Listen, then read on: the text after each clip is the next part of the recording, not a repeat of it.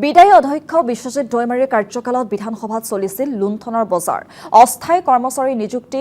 সৌন্দৰ্যবৰ্ধন সামগ্ৰী ক্ৰয়ৰ নামত চলিছিল অবাধ লুণ্ঠন শেহতীয়াকৈ দৈমাৰীৰ সময়ত কাৰ্যকাল বৃদ্ধি পোৱা 12গৰাকীকৈ কৰ্মচাৰীক 29 মেত অব্যাহতি দিয়াৰ পিছত শনিবাৰে পুনৰ 16গৰাকী অস্থায়ী কৰ্মচাৰীক অব্যাহতি দিয়া হৈছে অভিযোগ অনুসৰি ছাটাই কৰা এই কৰ্মচাৰীসকলক অবৈধ প্ৰক্ৰিয়াৰে অস্থায়ী পদত নিযুক্তি দিছিল অধ্যক্ষ বিশ্বজিৎ দৈমাৰীয়ে আমি পুনৰবাৰ উল্লেখ কৰিছোঁ বিদায়ী অধ্যক্ষ বিশ্বজিৎ দৈমাৰীৰ কাৰ্যকালত বিধানসভাত লুণ্ঠনৰ বজাৰ চলিছিল অস্থায়ী কৰ্মচাৰীক নিযুক্তি সৌন্দৰ্যবৰ্ধন সামগ্ৰী ক্ৰয়ৰ নামত চলিছিল অবাধ লুণ্ঠন শেহতীয়াকৈ দৈমাৰীৰ সময়ত কাৰ্যকাল বৃদ্ধি পোৱা 12গৰাকীকৈ কৰ্মচাৰীক 29 মেত অব্যাহতি দিয়াৰ পিছত শনিবাৰে পুনৰ 16গৰাকী অস্থায়ী কৰ্মচাৰীক অব্যাহতি দিয়া হৈছে অভিযোগ অনুসৰি ছাটাই কৰা এই কৰ্মচাৰীসকলক অবৈধ প্ৰক্ৰিয়াৰে অস্থায়ী পদত নিযুক্তি দিছিল অধ্যক্ষ বিশ্বজিৎ দৈমাৰীয়ে ইফালে বিশ্বজিৎ দৈমাৰীৰ কাৰ্যকালৰ দুৰ্নীতিৰ হ'ব তদন্ত অসম বিধানসভা সচিবালয়ত সংঘটিত বিত্তীয় অনিয়মৰ তদন্তৰ বাবে এখন তদন্ত সমিতি গঠন কৰা হ'ব বুলিও আশ্বাস দিছে বৰ্তমানৰ অধ্যক্ষ ৰঞ্জিত দাসে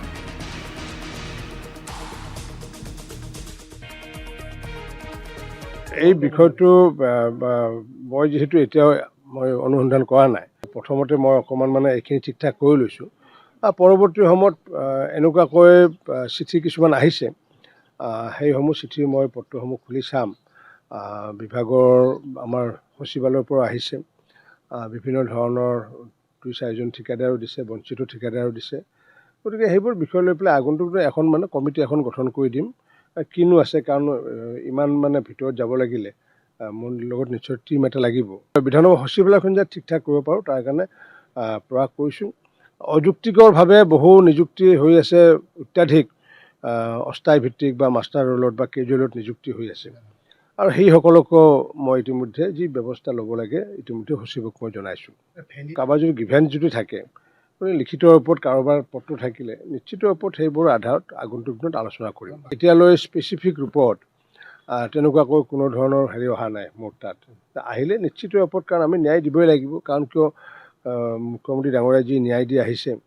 বা চিফ জাষ্টিছে যি ন্যায় দি আহিছে গতিকে আমিও ন্যায় দিব লাগিব এই চাকৰি অব্যাহতি দিয়াৰ মূল কাৰণটো হৈছে যে সাধাৰণ যিসকল বিষয়া কৰ্মচাৰী তেওঁলোকক অব্যাহতি দিয়া হোৱা নাই